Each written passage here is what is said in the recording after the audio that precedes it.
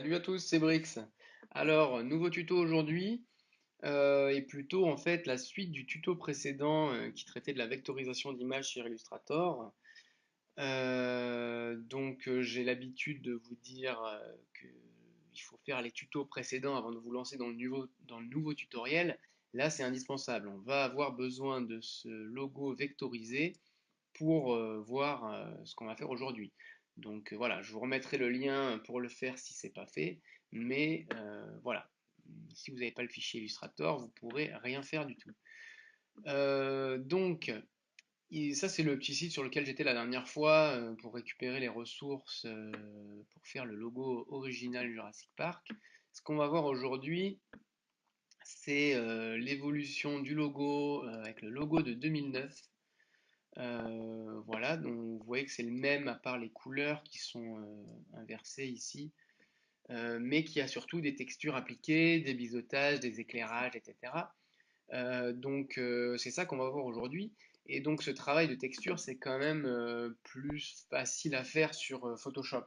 Donc on va voir l'exportation d'un fichier Illustrator sur Photoshop pour récupérer des calques automatiquement et pouvoir faire notre travail de texture. Voilà, vous devez avoir différents éléments. Faites attention d'avoir bien trié vos éléments ici, puisque si c'est n'importe comment, vous risquez d'avoir un fichier Photoshop avec des calques n'importe comment aussi. Voilà, il faut que vous soyez bien organisé.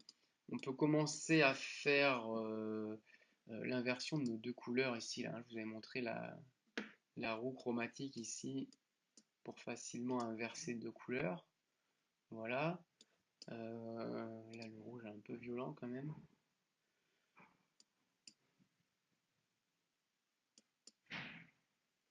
Voilà. Bon voilà, par exemple, là, moi, j'ai mon liseré rouge et mes lettres blanches qui sont dans le même calque. Je vais venir les séparer.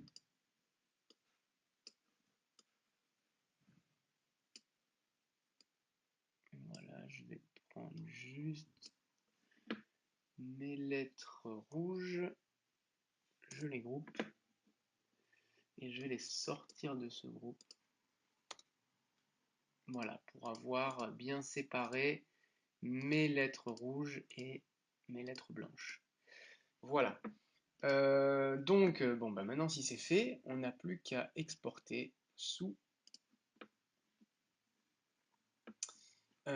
Photoshop PSD. Je vais utiliser les plans de travail. On exporte, et donc là c'est très important.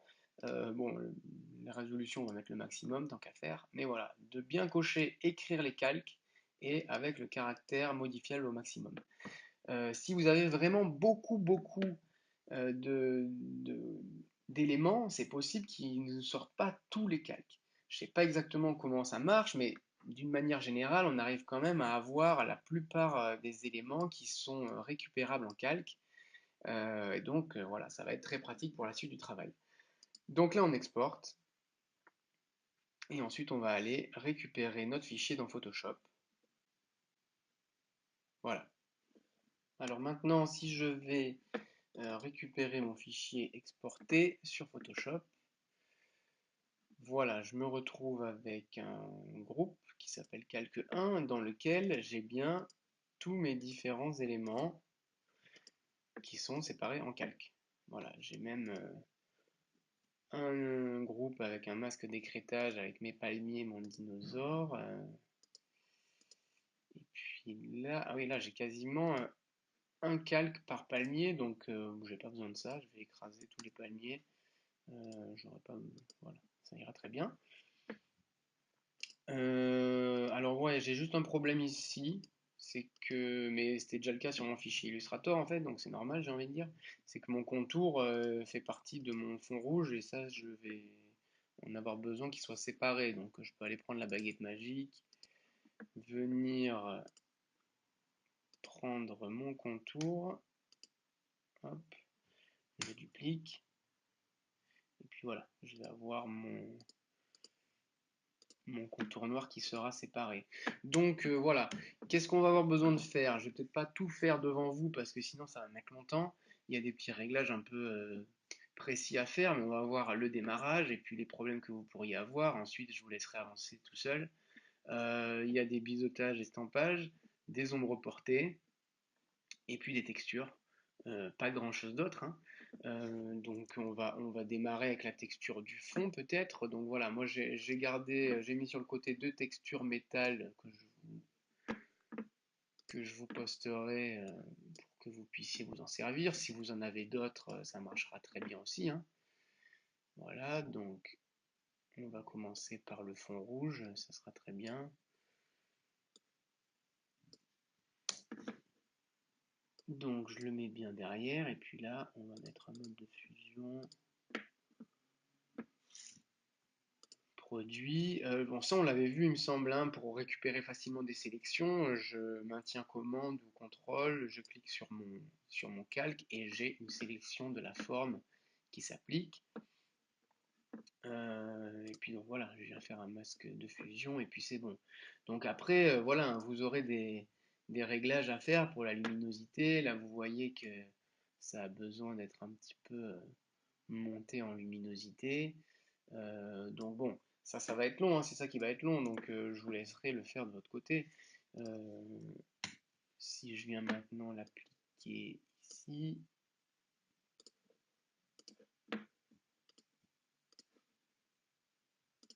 voilà, ce qu'il va falloir faire attention. euh, bon, c'est que là déjà le mode de fusion est peut-être pas le mieux. Voilà, quelque chose comme ça, c'est déjà mieux. Mais donc là, vous voyez, j'ai dupliqué ma texture. Je l'ai mis sur mon contour jaune, mais là la rayure qui se trouve ici, on voit qu'elle est en continu, donc ça c'est pas terrible, il vaut mieux décocher et à chaque fois venir un peu déplacer la texture pour que on voit pas que le motif se répète vraiment exactement. Voilà. Donc sur ça j'ai un biseautage estampage à faire. Non, pas un contour. Voilà. Mais il faut bien le marquer, je pense.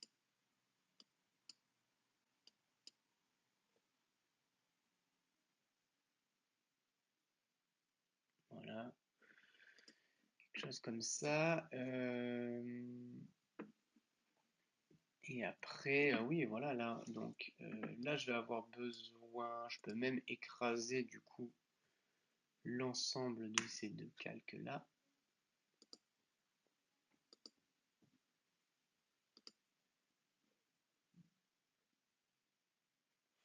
Alors, ouais.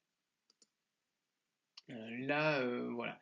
J'ai besoin. Quoique non, on le verra pas, en fait, on le verra pas. Je réfléchis en même temps, mais c'est pas important. Donc là, je vais à nouveau dupliquer ma texture ici. Je vais venir l'appliquer sur mon cercle noir avec mon carré noir. Sauf que vu que c'est noir, le mode de fusion, on va pas le voir. C'est juste pour vous montrer ça que je fais ça. Voilà, vous voyez que là j'ai bien euh, ma texture qui est avec un masque de fusion qui prend tout ça. Mais vu que mon fond est noir, et ben ça passe pas. Donc là je fais une incrustation de couleurs et je mets quelque chose d'un peu plus clair, un gris moyen là, voilà, peut-être un peu plus foncé. Ça aussi c'est à régler chez vous, hein, voilà. D'ailleurs, tant que j'étais là, je fais un biseautage estampage, et puis une ombre portée, un truc bien, bien fort quand même.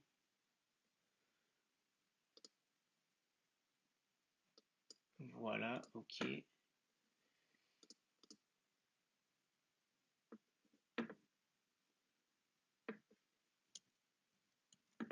Donc voilà, hop, je vais chercher mon modèle là. Voilà, donc la texture, on va aussi l'appliquer sur le palmier et le dinosaure. Donc je le mets dans mon groupe.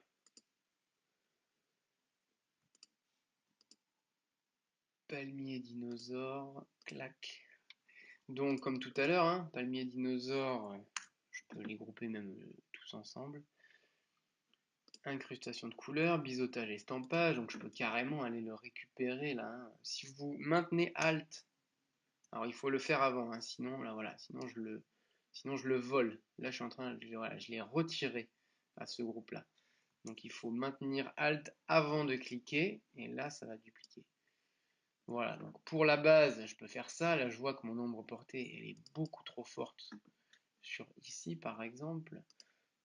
Donc on va pas mal l'enlever.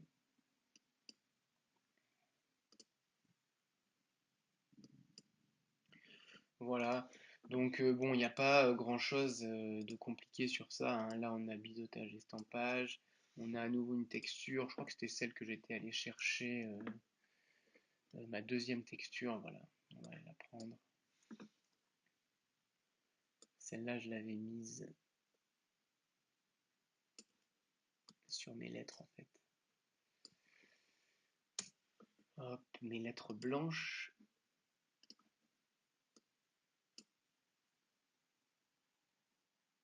Et donc surtout, ce qu'il va me falloir, c'est une ombre portée aussi bien marquée ici.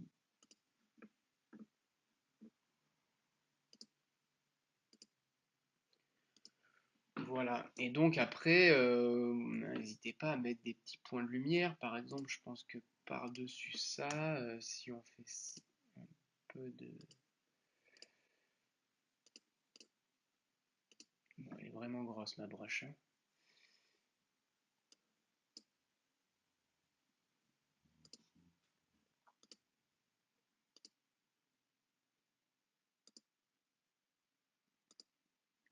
Voilà, donc bon, je vous laisse avancer, et puis je vais vous montrer quand j'ai terminé de le faire de mon côté.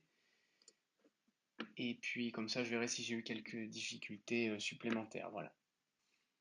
Voilà, bon, donc j'ai à peu près terminé. On n'a pas quelque chose d'identique non plus, hein. Vous voyez, voilà, qu'il y a des petites différences forcément.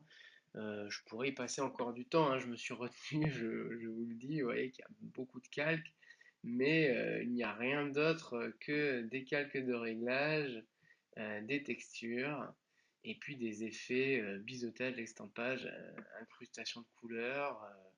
Voilà, donc rien de très compliqué, hein. Donc je vous laisse avancer de votre côté, et puis j'espère que vous allez me faire des trucs qui sont encore mieux que ce que j'ai fait là. N'hésitez pas, voilà, à partager vos réalisations sur le topic, je les posterai dans le sujet évidemment. Si vous avez des questions, vous les posez, même chose, on essaiera de vous répondre. Et puis si vous avez des demandes particulières sur des choses que vous n'arrivez pas ou que vous aimeriez apprendre, ben voilà, n'hésitez pas. J'espère que vous avez suivi la chaîne Evographe sur YouTube. Et puis, si vous n'êtes pas inscrit sur la communauté, sur le forum, je vous invite à le faire également parce qu'il y a plein de trucs. C'est là où vous pouvez euh, récupérer également toutes les ressources que j'utilise. www.evographe.fr. Donc, bah, moi, je vous dis à très bientôt. Et puis, voilà, bonne journée.